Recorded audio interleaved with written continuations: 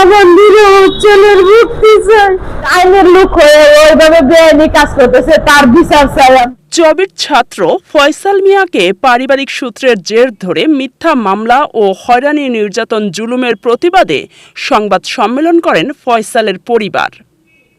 চট্টগ্রাম নগরীর ইপিজেড থানার ৩৯ নং ওয়ার্ডস্থ বন্দরটিলা বিএন মিডিয়া এজেন্সির অফিসে চট্টগ্রাম কোর্টের এক অ্যাডভোকেটের বিরুদ্ধে এ সংবাদ সম্মেলন করেন।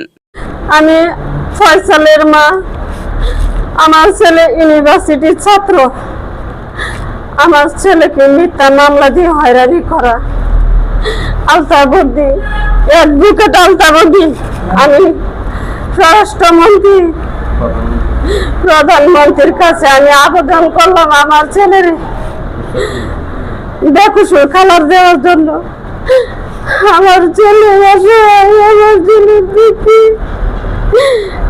আমার ছেলে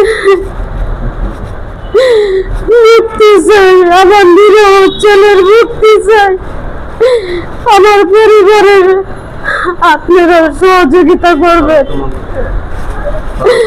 আমার পরিবারের সবাই হুমকির মুখে সে পালিয়ে রাখছে।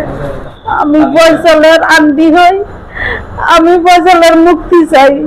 অ্যাডভোকেট আলতাবুদ্দিন আলতাফ আর পারিবারিক সমস্যার কারণে আমার বোনকে কেন্দ্র করে ওরে 420 মামলা দিয়ে হ্যারাস করাইছে। করে এখন একের পর একে জুলাই আন্দোলন, টানা ভাঙচুর, এই যে মামলা দিয়ে তাকে মিথ্যা মামলা দিয়ে তাকে হ্যারাস করতেছে এবং আমার পরিবারের সবাইকে করতেছে। আমার হাজবেন্ডকে, আমার বোনকে, ফয়সালের মাকে, ফয়সালকে জেলখানা থাকা অবস্থাও তাকে হুমকির মামলা দিছে এবং তাকে বিভিন্ন রাজনীতি মামলা দিছে। ও কোনো জুলাই আন্দোলনে ছিল না, ও জুলাই পক্ষে ছিল। আমার সরকারের কাছে বিনীত অনুরোধ, আমার ভাগিনা ফয়সালকে মুক্তি চাই আমি। ও কোনো রাজনীতিতে ছিল না, ওর জুলাই আন্দোলনে ছিল না। ও অ্যাডভোকেট, তার আইনের প্রতিক্রিয়া ব্যবহার করে, ওর ক্ষমতা ব্যবহার করে ও আমাদের কিভাবে হেনস্থা করতেছে। ফয়সালকে মিথ্যা মামলায় ফাঁসাইতেছে, একের পর একের মামলা দিতেছে। ও আমাদেরকে সবাইকে হুমকি দিয়ে রাখতেছে। ও আইনের লোক হয়ে ওইভাবে বেআইনি কাজ করতেছে, তার বিচার চাই আমরা আপনাদের।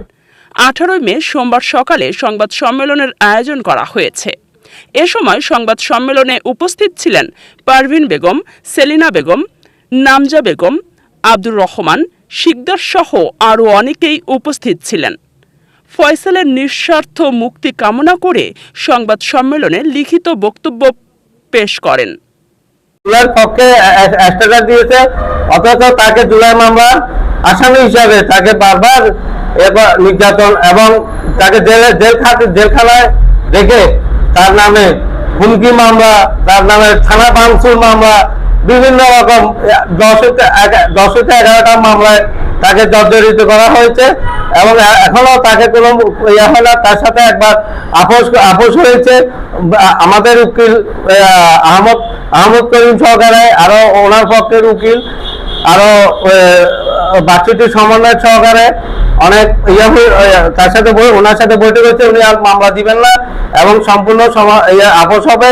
অথচ তারপরে উনি আবার মামলার একের পর মামলা এক একটা দিয়ে জর্জরিত করছে আমাকে। আমি ওনার খালু, আমি ফয়সালকে দেখতে গেছি কেন, আমার নামে হুমকি মামলা, আমার ফয়সালের খালা, ফয়সালের মা, ফয়সাল জেলখানা থাকা অবস্থায়, ফয়সালের জেলখানা অবস্থায় ফয়সালকে মামলা দিয়েছেন।